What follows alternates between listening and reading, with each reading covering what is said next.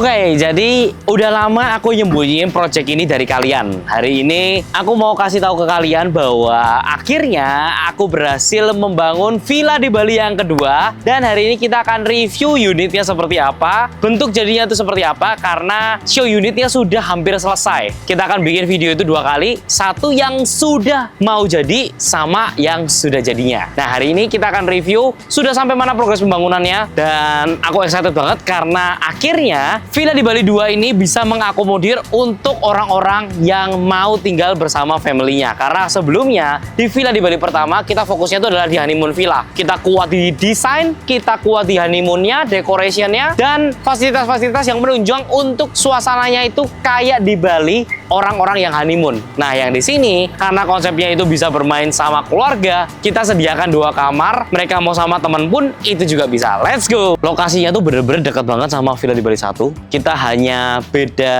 sekitar 5-6 rumah untuk sampai ke project kita selanjutnya. Dan karena kita butuh parkiran yang cukup besar, akhirnya kita sewa 2 lahan. Yang di sebelah kanannya itu kita jadikan tempat untuk parkiran dan juga gudang. Di bagian sisi kirinya itu kita pakai untuk full semua villa-villaan. Jadi ini bakal menarik banget hasil jadinya. Aku udah gak sabar karena aku juga setiap bulan itu selalu datang. Jadi setiap bulan kalau udah mau mendekati finishing itu semuanya selalu kerasa ada yang baru-baru terus. Kita coba lihat hasil jadinya seperti apa. Let's go. Nah, ini dia villa di Bali yang kedua ala Uluwatu.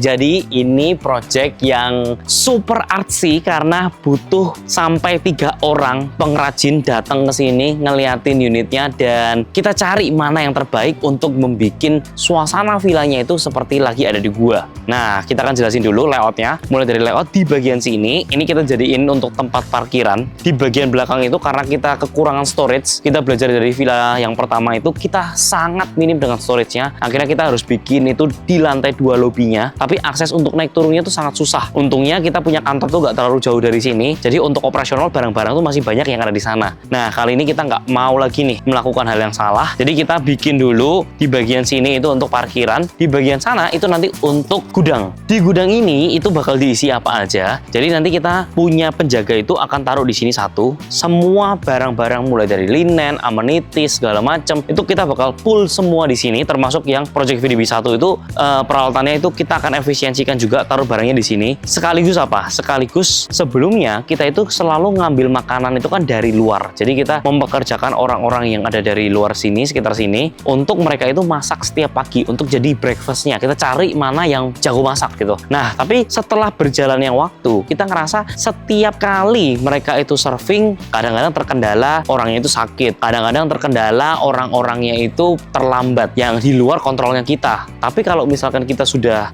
pakai karyawan kita sendiri itu jauh lebih nyaman nih sebenarnya. Nah, makanya kita nanti akan bikin satu kitchen juga di sini untuk mereka tuh preparation. Jadi kita bikin gudangnya tuh 2 lantai ya. Di bagian sini ini nanti buat set kita itu mau preparation barang-barang, terus makanan segala macam kita akan buat di sini. Nanti kalau misalkan ada space kosong ya, sebenarnya kita pengen sih ada tempat yang bisa dipakai untuk kita tuh spa. Karena spa-nya kita tuh semakin lama tuh semakin naik, awareness-nya tuh semakin lama semakin kuat. Nah, aku pengen bikin itu sebenarnya kalau bisa ya, nanti kalau misalkan ada budget lebih ya, kita akan bangun juga spa di sini supaya mereka itu kalau spa nggak perlu lagi di kamar karena terlalu ribet, tapi mereka bisa langsung di tempat ini ya. Tapi kita lihat sih lah, ini masih planning aja karena budgetnya itu juga naik turun terus ya. Yang pasti ada itu adalah gudang sama tempat persiapan untuk makannya. Nah, pasti teman-teman udah gak sabar, kita akan masuk ke dalam villanya karena ini villanya menarik sekali. Let's go.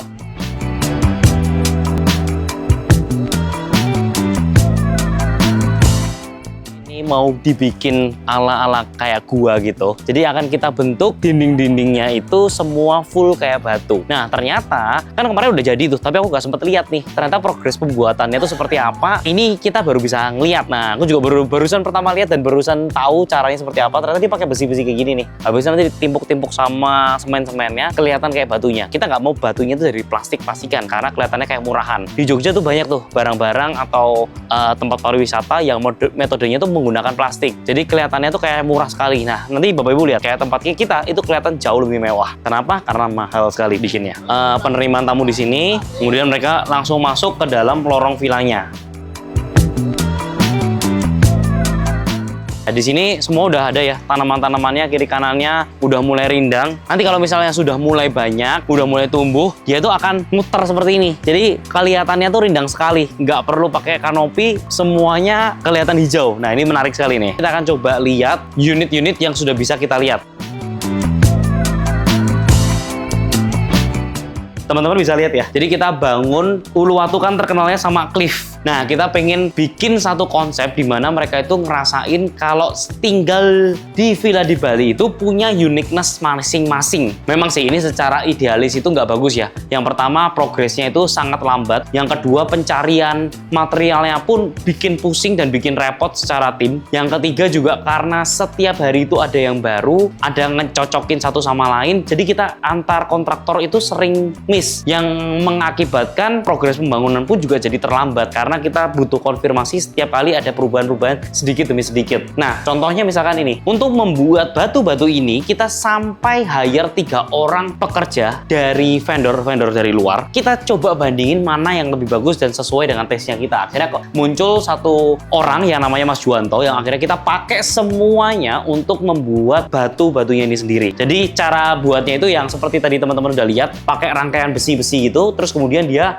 lapisin sama semua semen-semenannya. Nah, akhirnya bisa ngebentuk bantuan kayak gini. Problem utamanya adalah kalau ini ngomongin art, artinya dari satu bidang sama bidang-bidang yang lainnya itu nggak akan sama. Nanti kalau teman-teman lihat ini akan banyak perubahan lah, perbedaan dari yang unit satu sama unit yang lainnya itu beda-beda semua. Nah, di sini nanti kita mau dipakai tempat buat santai-santai, kita akan taruh sunbed semua di daerah sini ya. Kita kasih rumput-rumput sintetis, terus kemudian di bagian sini kita akan bikin pool. Karena yang projectnya itu sudah bukan under di supervise aku banget, aku nggak ada di project setiap hari, cuman sebulan sekali. Alhasil apa? Sayang sekali, karena di bagian sini tuh harusnya bisa dibentuk ukiran di Bali lagi, seperti yang ada di Villa Bali 1. Tapi karena aku udah nggak di sini, hasilnya jadi kayak lupa gitu loh. Padahal ini menurutku tuh branding yang penting sekali. Kalau ada di drone itu kelihatannya cakep gitu ya. Tapi ini karena lupa akhirnya ya udah mau terlanjur. Takutnya kalau dibobok-bobok ulang malah bocor, malah bikin semuanya repot. Ya jadinya akhirnya ya harus terima apa adanya gitu. Nanti teman-teman di sini kita juga bakal ada satu tempat buat mereka itu taruh meja makan, kursi. Ini bisa dipakai sampai 4 sampai 6 orang. Kita sediakan tempat juga pantry-nya ya. Di sini juga kita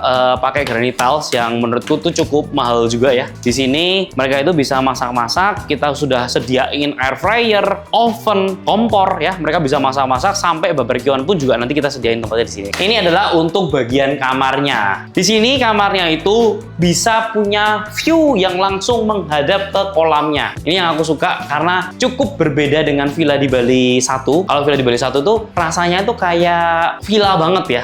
Villa di Bali 1 itu kita kayak lebih ke honeymoon, semuanya lebih terbuka. Tapi problemnya adalah nggak semua orang tuh cocok. Kalau aku lihat orang-orang yang di daerah Jogja datang ke Jogja main, itu mereka lebih cocok yang kesannya tuh kayak agak rumah gitu. Karena beda behavior ya. Orang yang di sana tuh bener-bener mau datang honeymoon ya. Dan kalau yang ke Jogja itu rasanya yang honeymoon tuh sedikit. Lebih banyak orang-orang yang sudah punya family, yang lebih banyak orang-orang yang sudah berkeluarga atau mau nongkrong sama teman-teman gitu. Jadi kalau semuanya terlalu terbuka, banyak kacanya, memang kelihatannya kayak villa, tapi hanya needs tertentu yang bisa mengapresiasi itu. Nah, justru aku nggak tahu nih, menurut kalian bagus mana? Villa di Bali 1 atau villa di Bali 2? Tapi kalau aku sih jujur lebih suka villa di Bali 1 karena itu menurutku masterpiece-nya banget untuk ngebuat villa itu standarnya sebenarnya seperti itu. Nah, tapi yang di sini aku rasa lebih ke arah orang-orang yang dari Jakarta, dari Surabaya, yang punya anak itu kayaknya lebih nyaman tinggal di daerah sini. Ini nanti kita kasih kasur juga, kemudian ini ada kamuflasenya, dan di bagian sini kita sudah sediakan tempat untuk pencahayaan yang masuk dari luar. Mungkin agak gelap Bapak Ibu,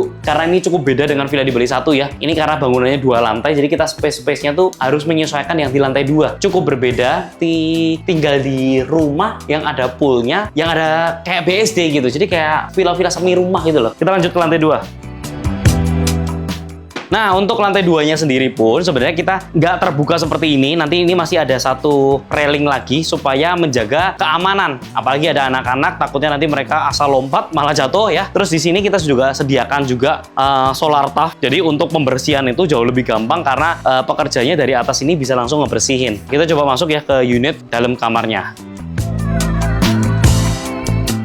Nah, untuk villanya yang sendiri di sini, yang aku suka itu adalah bukaan pintunya itu langsung tengah sini gitu. Bukanya pakai swing ya. Kenapa kita nggak pakai sliding? Kalau misalkan kita pakai sliding, yang pertama cost-nya itu sangat mahal. Yang kedua, ada nggak barang alternatif yang murah? Ada. Tapi kalau alternatif yang murah biasanya jauh lebih cepat bocornya. Kemarin kita menggunakan kayu, temanya kan pakai kayu-kayuan gitu. Alhasil antara kayu satu sama kayu yang lain awalnya tuh nempel, tapi begitu kena panas, kena hujan itu lama-lama renggang-renggang gitu loh, yang menyebabkan ketika nanti hujan airnya sedikit-sedikit tuh bisa masuk. Nah itu perawatannya sangat susah sekali. Terus kemudian sudah termasuk dengan apa? Satu toilet yang ada di dalamnya. Toiletnya juga kita bukaannya sangat besar ya. Kita bikin dari sini sampai ke sana itu semua dikasih sunblast. Jadi akan terang sekali ketika nanti ada orang yang mau masuk, mereka masih merasakan udara dari samping. Masih nyaman banget, kita sudah lengkap semua. Kita punya wastafel, kita punya shower air dingin panasnya, kemudian kita juga ada toilet ya. Semua sudah lengkap ya. Terus nanti ini akan dipasang pintu kamuflasenya. Kita akan coba ngecek beberapa unit di belakangnya. Harusnya sih sudah mulai kelihatan jadi semua ya Bapak Ibu ya.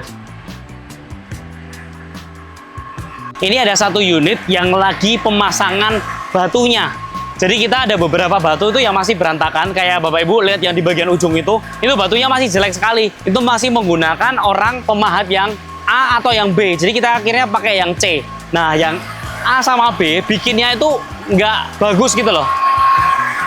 Nah, nanti kita coba lihat yang hasil pahatannya orang lain sama si Mas Jawanto ini. Beda banget. Tuh, kita lihat ya. Dia punya tekstur itu seperti kayak Bapak Ibu tuh menggunakan wallpaper. Antara bidang satu dengan bidang yang lainnya, itu kurang lebih itu punya tekstur yang sama rata dan nggak ada kemiringan, ketajaman, melekuknya itu nggak bernada. Jadi semuanya itu kayak flat, semuanya hampir mirip-mirip semua, bahkan dibentuk kotak-kotak yang terjadi kelihatannya sangat tidak natural. Hal-hal detail-detail yang kayak gini sebenarnya itu kalau misalkan teman-teman nggak ngikutin progresnya, kayak ngerasanya oh cuman kayak gituan doang, oh biasa doang. Sebenarnya untuk bisa menciptakan tekstur yang akhirnya kita cocok itu butuh sampai 3 orang. Caranya gimana? Kita akan kasih lihat rahasianya. Jadi yang dibentuk itu adalah menggunakan material-material besi seperti itu, kemudian nanti dilapisin jaring-jaring, habis itu ditempelin sama semennya. Supaya apa? Kelihatan banget tekstur batunya. Kelihatan jauh lebih natural dibandingin dengan teman-teman membuat kotak-kotak seperti itu tadi. Nggak semua orang bisa ngelakuin kayak gini karena ini bener-bener art banget. Bahkan dia sendiri pun buat satu sama tempat yang lain itu semua beda-beda. Tapi hasilnya so far aku cukup puas dengan hal ini. Yang bikin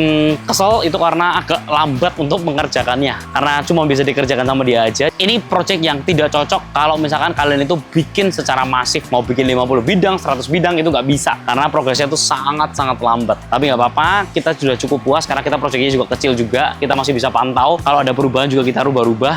Ya, so far semoga villa ini bisa bagus banget. Tapi gimana menurut kalian? Kalian lebih suka villa di Bali 1 atau villa di Bali 2? Kalau aku sih sebenarnya masih ngerasa vibes-nya itu aku lebih suka di villa di Bali 1, tapi banyak yang bilang mereka lebih suka villa di Bali 2 karena lebih komplit, lebih kokoh, lebih maskulin. Ya, aku pengen tahu pendapat kalian di bawah di kolom komen. Coba kalian ngobrol, lebih suka yang mana?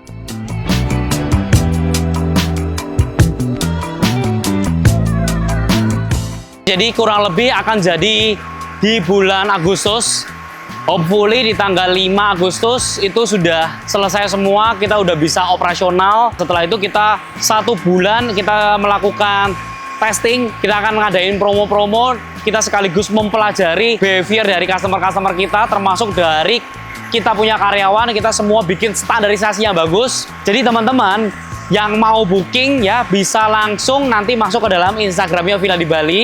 Kita akan bikin promo jor-joran khusus di bulan Agustus supaya teman-teman itu bisa menikmatin villa yang semewah ini dengan harga yang jauh lebih murah. Karena kalau enggak, nanti di bulan Oktober, November, Desember itu semua sudah pasti harganya tuh di atas 1,5 juta. Hopefully villa ini bisa berkembang terus. Kita akan bikin gebrakan-gebrakan baru lagi. Kita akan launching juga Villa di Bali yang ketiga itu di tahun depan. Semoga konsepnya juga bisa bagus lagi, bisa keren lagi. Dan thank you buat teman-teman yang sudah ngikutin perjalananku nggak kerasa. Kita udah sampai masuk ke project-project berikutnya. Kita akan juga update video-video yang villa kita yang ada di Pulau Bali juga supaya teman-teman tuh bisa tahu rasanya punya passive income tuh kayak gimana. Thank you for watching. Seperti biasanya semua akan properti pada waktunya, and I'll see you in the next video guys.